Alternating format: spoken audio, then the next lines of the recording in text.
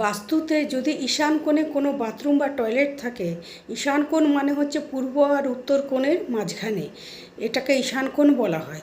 সেখানে যদি কোনো বাথরুম বা টয়লেট হয়ে থাকে তাহলে ঘরে অপঘটন বা অপমৃত্যু কিছু একটা হবেই।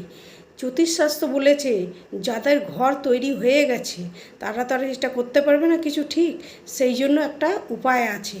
কি করবে সেই উপায়টা হচ্ছে, একটা কাচের বাসন নিয়ে নিবে, সেটা একটা বাসন মানে একটা বাটিও হতে পারে কাচের, তার মধ্যে কিছুটা লবণ দিয়ে পুরো ওটাকে ভরে দিন, ভরে দিয়ে সেটাকে বাথরুমের মধ্যে রেখে দিন, টয়লেটের মধ্যে রেখে দিন। রাখার পরে সেটা 1 মাস পর আবার চেঞ্জ করে সেই নুনটাকে টয়লেটের মধ্যে ফ্ল্যাশ করে দিন, করে দিয়ে তার মধ্যে আবার নতুন করে নুন ভরে আবার বাথরুমে সেখানে রেখে দিন। বাথরুমের মধ্যে দেখবেন যত নেগেটিভিটিটা সেটাকে টেনে নিবে, নিলে পরে আপনার আর কোনো ক্ষতি হবে না। এটা করে দেখুন।